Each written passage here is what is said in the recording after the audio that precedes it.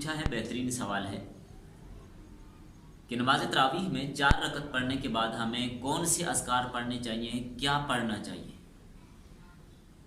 तो यहाँ पर 2 बातें मैं अर्ज़ करता हूँ। पहली बात तो ये समझे कि नमाज तरावीह की 4 रकत पढ़ने के बाद थोड़ी देर के लिए वक्फ़ा करना, बैठ जाना, ये मुस्तहब है। चारों आइम्मा का भी इस पर इत्तेफाक है कि 4 रकत पढ़ने के बाद थोड़ी देर के लिए वक्फ़ा करना है, बैठना है। लेकिन अब अगला सवाल ये है, बैठना तो ठीक है, मुस्तहब हो गया। अब अगला सवाल ये है कि इस दौरान पढ़ना क्या है। 4 रकत तरावीह पढ़ने के बाद इसमें पढ़ना क्या है, कौन सा जिक्र करना है, कौन सी दुआ पढ़नी है, क्या करना है। तो याद रखें, इस मकाम के लिए कोई ख़ास जिक्र मुतय्यन नहीं है। अहादीस में जिसका तज़किरा हो, या सहाबा इकराम से कोई ऐसा सबूत हो, या असलाफ ने ऐसी कोई बात जिक्र की हो कि 4 रकत पढ़ने के बाद ये कोई ख़ास दुआ है, उसका अहतमाम किया जाए, ऐसा कुछ भी नहीं है।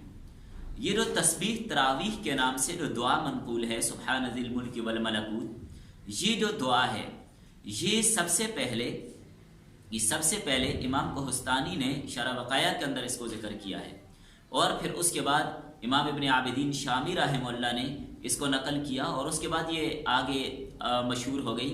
लेकिन ये अहादीस से साबित नहीं है। अब अगर कोई आदमी इसका इल्तिज़ाम किए बगैर, इस दुआ को लाजम समझे बगैर अगर वो पढ़ते है तो उसकी गुंजाइश है, दुआ है, तस्बीहात है, उसमें पढ़ सकता है। लेकिन ये पढ़ना सुन्नत नहीं है।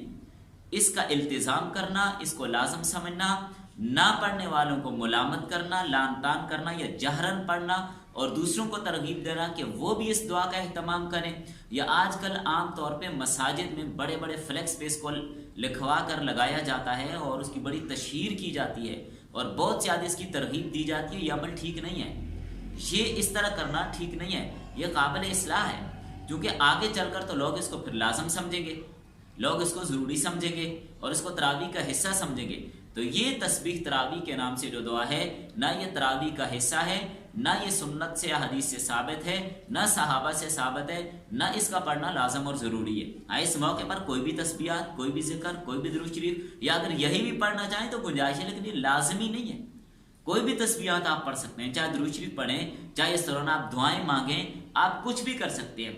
तो अहनाफ के नज़दीक असल मौक़िफ़ ये है कि 4 रकत तरावीह के बाद आप कोई भी जिक्र करें, आपको इख्तियार है। आप खामोश बैठें, आपको इख्तियार है। इसमें कोई पाबंदी नहीं है, कोई ज़रूरी नहीं है। लेकिन इस तस्बीह को लाजमी समझना और ना पढ़ने वालों को मुलामत करना, ये भी दुरुस्त नहीं है। इसकी भी इस्लाह की ज़रूरत है। अहादीस में इसका कोई तज़किरा नहीं है कि हम इसका इल्तिज़ाम करें, बल्कि बाज़ लोग तो ये समझते हैं कि 4 तरावीह के बाद ये दुआ पढ़ना सुन्नत है। हालांकि ऐसा कुछ भी नहीं है, इसका कोई सबूत ही नहीं है। अहले मक्का का जो अमल था, अहले मक्का 4 तरावीह के बाद तवाफ़ किया करते थे, और अहले मदीना का जो अमल जिक्र किया है वो 4 रकत तरावीह पढ़ने के बाद मजीद बीच में 4 नफल पढ़ते थे। और हमारे अकाबरीन और असलाफ, उनका भी अलग अलग मामूल था। आप हज़रत गंगोई रहमतुल्लाह अलैह का जो मामूल था, हज़रत मौलाना रशीद गंगोई रहमहुल्लाह, तो हज़रत उसमें तीसरे कलमे का विर्द करते थे, सुब्हानल्लाहि वल्हम्दुलिल्लाहि वला इलाहा इल्लल्लाहु वल्लाहु अकबर, ये पढ़ा करते थे। हकीमुल उम्मत हज़रत मौलाना अशरफ अली थानवी रहमतुल्लाह अलैह से जब ये बात पूछी गई तो हज़रत ने यही बात फरमाया कि इस मौके पर कोई जिक्र मखसूस नहीं है।